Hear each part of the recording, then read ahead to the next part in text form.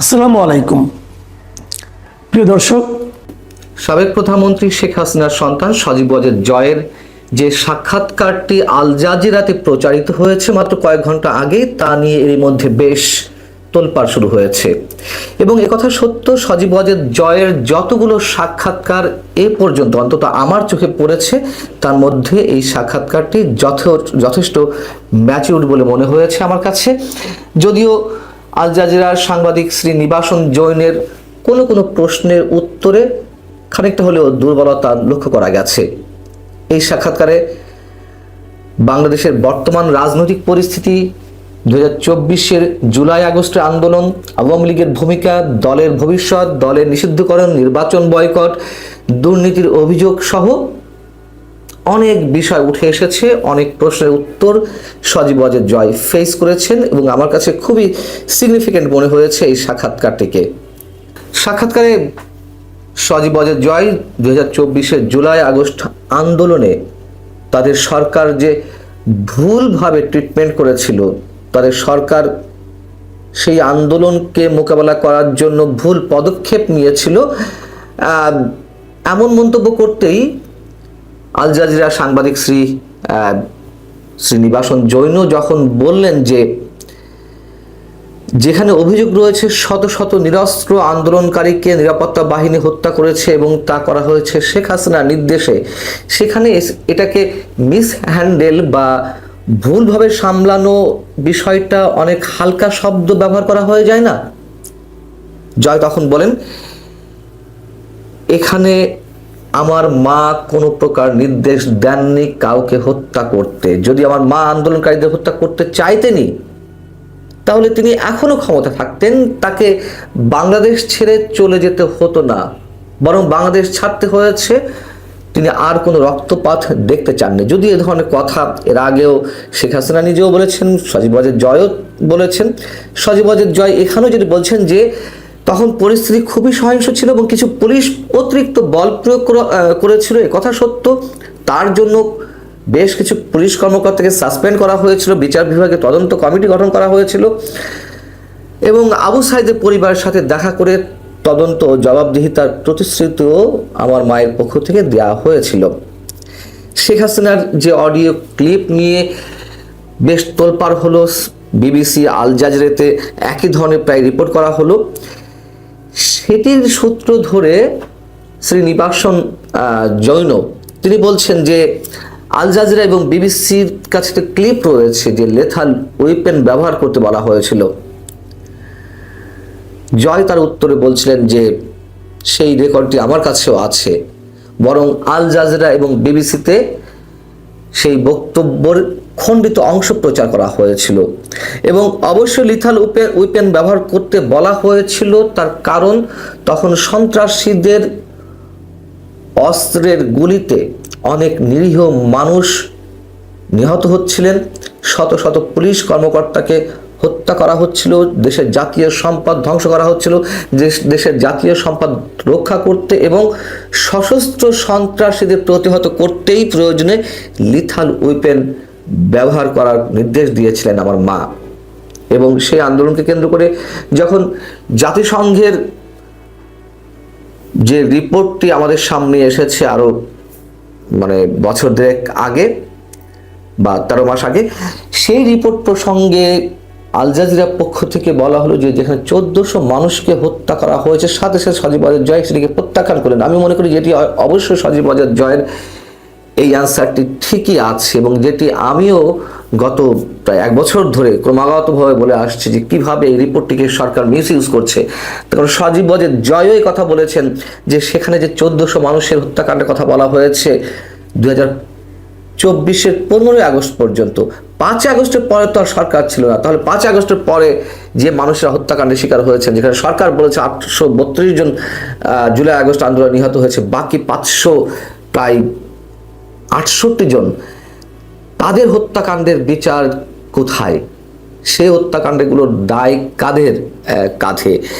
এবং বরং আমরা যে ন্যায় বিচার চেয়ে এসেছি, যেভাবেই হত্যা করুক, যার যতটুকু দায় আছে অবশ্যই সবার সমান বিচার হতে হবে, ন্যায় বিচার হতে হবে। কিন্তু এই সরকার বিক্ষোভকারীদের দায় মুক্তি দিয়েছে তাদের দ্বারা হত্যার বিষয়গুলো থেকে। শ্রীনিবাসন জৈনও একটা পর্যায়ে শরীফ ওসমান হাদির বিষয়টিও টানলেন এবং তিনি প্রশ্ন করলেন যে শরীফ ওসমান হাদি একজন যুব নেতা, সাবেক ছাত্র নেতা, তিনি হত্যাকাণ্ডের শিকার হলেন এবং বাংলাদেশ সরকারের পক্ষ থেকে, বাংলাদেশের প্রশাসনের পক্ষ থেকে আওয়ামী লীগকে দায়ী করা হচ্ছে। তখন চমৎকার একটি অ্যান্সার দিয়েছেন সজীব ওয়াজেদ জয় যে দেখুন, এর সঙ্গে আওয়ামী লীগের জড়িত থাকার তো প্রশ্নই ওঠে না। কে শুটার, কে গুলি করেছে আমরা তার কিছুই জানি না। তবে আমি সুন্দর বলছি এখানেই, যদি সত্যিই বাংলাদেশে হত্যাকাণ্ডে রাজনীতি করার সক্ষমতা এই মুহূর্তে আওয়ামী লীগের থাকতো, তাহলে এই সরকার এখনো পর্যন্ত দাঁড়িয়ে থাকতে পারতো না, অর্থাৎ ডক্টর ইউনূস সরকার এই মুহূর্ত পর্যন্ত টিকে থাকতে পারতো না। বরং যেখানে সামান্যতম প্রতিবাদ জানাতে রাস্তায় নামলেও সাথে সাথে শত শত হাজার হাজার আওয়ামী লীগ নেতাকর্মীদের গ্রেপ্তার করা হচ্ছে, সেখানে এই অভিযোগ জানানো হয় কিভাবে? আওয়ামী লীগের ভুল ভ্রান্তির প্রসঙ্গে সজীব ওয়াজেদ জয় বেশ ধরি মাছ না ছুঁই পানি টাইপ উত্তর দিয়েছেন। তিনি বলেছেন যে আমাদের সরকার অবশ্যই ভুল করেছে, অনেক ক্ষেত্রে আমাদের সরকারের লোকেরা বাড়াবাড়ি করেছে। আমি নিজেও তাদের উপরে খুশি ছিলাম না, ব্যক্তিগতভাবে মনে করি আমাদের সরকারের লোক যারা এই ধরনের কাজের সঙ্গে জড়িত ছিল তাদের বাড়াবাড়ি ছিল এবং তাদের জবাবদিহিতার আওতায় আনা উচিত ছিল। এই প্রসঙ্গে তিনি মন্তব্য করে আবার বলছেন, অথচ দেখুন আবার গত 1.5 বছরের দিকে তাকান, বর্তমান সরকার কি করছে। পরিস্থিতি অনেক খারাপ, অর্থনীতি ভেঙে পড়েছে, আইন শৃঙ্খলা নেই, সন্ত্রাসীরা তাল মিলিয়ে চলছে, আর আছে কারচুপি, সম্পূর্ণ কারচুপি করা প্রহসনের নির্বাচন। শাক দিয়ে তো মাছ ঢাকা যায় না, তাই না? এই সরকার কি করছে তা আমরা ক্রমাগতভাবে বলছি।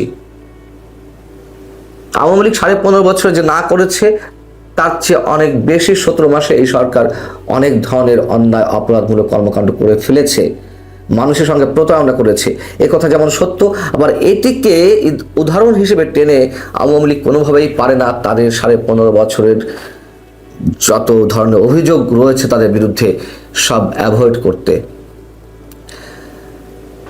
আল জাজিরার পক্ষ থেকে মন্তব্য করা হয়েছে যে আওয়ামী লীগকে যে নিষিদ্ধ করা হয়েছে সেটি অগণতান্ত্রিক এবং এটি সব দিক থেকেই বিশ্বের নানান ধরনের মানবাধিকার সংগঠনের পক্ষ থেকে সমালোচিত হচ্ছে। তবে আওয়ামী লীগ অতীতে নির্বাচনে কারচুপি, সহিংসতা ও প্রতিষ্ঠান দখলের অভিযোগে অভিযুক্ত।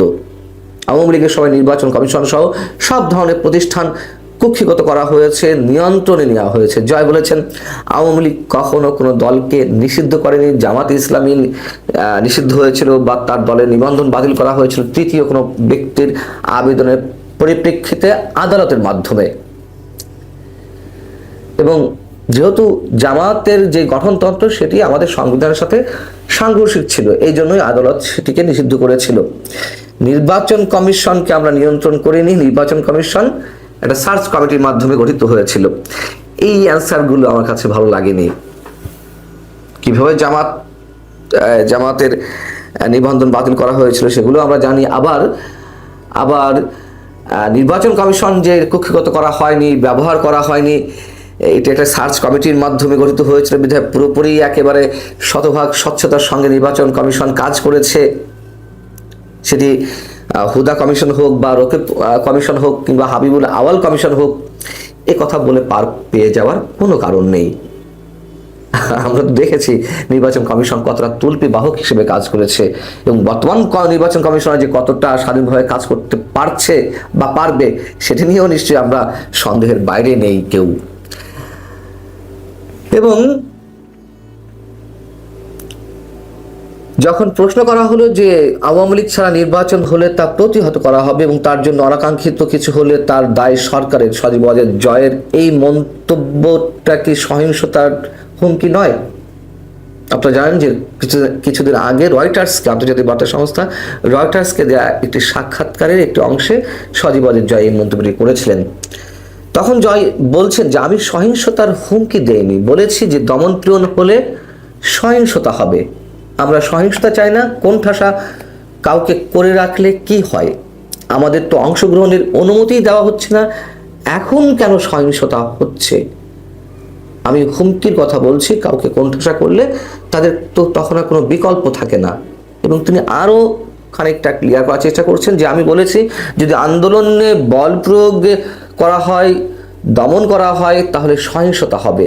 আমি আন্দোলনকারীদের আক্রমণ করতে বলিনি, আপনি সম্ভবত শব্দ নিয়ে খেলা করছেন, শ্রীনিবাসন জৈনের উদ্দেশ্যে বলছিলেন। এবং বিগত নির্বাচনগুলোর যে কারচুপি, সেই জায়গায় যে জয়ের মন্তব্যগুলো তিনি স্মার্টলি বক্তব্য দেওয়ার উত্তর দেওয়ার চেষ্টা করেছেন, কিন্তু আমি বলি যে খানিকটা দুর্বলতাও ছিল। 2018 সালের নির্বাচনের আগে আমেরিকার বিভিন্ন সংস্থা সহ বিভিন্ন জরিপে উঠে এসেছে যে বিপুল ভোটে আওয়ামী লীগ জিতবে, এটা সজীব ওয়াজেদ জয় বলছেন। আমরা এই কারণে কোনো ধরনের কোনো অনিয়ম চাইনি। প্রশাসনে এমন কিছু লোক ছিল যারা এটি নিজেরাই করেছিল, অর্থাৎ দিনের ভোট রাতে। আমার মা এবং আমি একটি দলের পক্ষ থেকে আমরা ক্ষুব্ধ ছিলাম। এটি কোনো কথা হলো? তো ক্ষুব্ধ ছিলেন, ব্যবস্থা নেননি কেন? কোনো যারা জড়িত ছিল তাদের বিরুদ্ধে কোনো অ্যাকশন নেওয়া হয়নি কেন? বরঞ্চ আমরা দেখেছি 2018 এবং 2024 নির্বাচনের পরে এইসব নির্বাচন রিগিংয়ের সাথে যারা জড়িত ছিল তাদেরকে পুরস্কৃত করা হয়েছে। এ কথা তো অ্যাভয়েড করা যাবে না। এবং আসন্ন নির্বাচন প্রসঙ্গে 12 ফেব্রুয়ারি যে নির্বাচন হওয়ার সম্ভাবনা রয়েছে, সেটিকে সজীব ওয়াজেদ জয় পুরোপুরি স্টেজ ড্রামা, মঞ্চস্থ নাটক হিসেবে বর্ণনা করেছেন। এবং তিনি বলেছেন যদি আপনি এখন কি ঘটছে তা দেখেন, এই পর্যবেক্ষকরা এখন কিছু বলছে না কেন? মানে 2024, 2018 যে নির্বাচনগুলো, সেগুলো নিয়ে তো কম সমালোচনা হয়নি। এই নির্বাচন নিয়ে এখন কেন দেশে বিদেশে অবজারভাররা কোনো কথা বলছে না? খুবই যৌক্তিক কথা এটি আমার কাছে। এখন তো নির্বাচনের সংজ্ঞাই তারা চেঞ্জ করে দিয়েছে। ইউরোপীয় ইউনিয়ন, জাতিসংঘ, যুক্তরাষ্ট্র তারা 2024 7 জানুয়ারি নির্বাচন আগে বলেছিল যে সব দলের অংশগ্রহণের সমন্বয়েই একটি নির্বাচনকে অংশগ্রহণমূলক বলা যায়। এখন এসে তারা বলছে যে জনগণ ভোট দিতে পারলে সেটা অংশগ্রহণমূলক নির্বাচন। তাহলে শেখ হাসিনা কি দোষ ছিল? এ কথা আমি আগেও বলেছি, প্রশ্ন তুলেছি যে শেখ হাসিনার কাছেও অংশগ্রহণমূলক নির্বাচনের সংজ্ঞাটি ছিল এরকমই যে মানুষ ভোট দিতে পারলেই সেটি অংশগ্রহণমূলক নির্বাচন। কে নির্বাচন বয়কট করলো বা কে অংশগ্রহণ করলো সেটি বড় কথা নয়। সজীব ওয়াজেদ জয় সারা দেশে আওয়ামী লীগের নেতাকর্মীদের যে আটক করা হচ্ছে, এর মধ্যে কারাগারে 30 জন আওয়ামী লীগের নেতাকর্মী নিহত হয়েছেন, নির্যাতন, এইসব অভিযোগ তুলে ধরেছেন। সংখ্যালঘুদের উপরে নির্যাতনের কথা তিনি তুলে ধরেছেন। এবং সহিংসতা প্রশ্নে তিনি আবারও বলছেন যে এই অবস্থায় আওয়ামী লীগ সহিংসতা জড়ায় কিভাবে, এবং বাংলাদেশের পুলিশ সবকিছুর দায় চাপাচ্ছে আওয়ামী লীগের উপরে। আওয়ামী লীগের ভবিষ্যৎ প্রসঙ্গে তিনি কথা বলেছেন। তিনি বলেছেন যে আওয়ামী লীগ দেশের সবচেয়ে বড় পুরানো দল, যার 40 থেকে 50% জনসমর্থন এখনো পর্যন্ত রয়েছে। এবং তার মা যেহেতু বৃদ্ধা হয়ে গেছেন, তার বয়স বাড়ছে, তাকেই যে সারা জীবন এই দলে হাল ধরে থাকতে হবে, নিশ্চয়ই তেমনটি নয়। এই কথাটি অবশ্যই অনেক ইঙ্গিতবাহী বক্তব্য।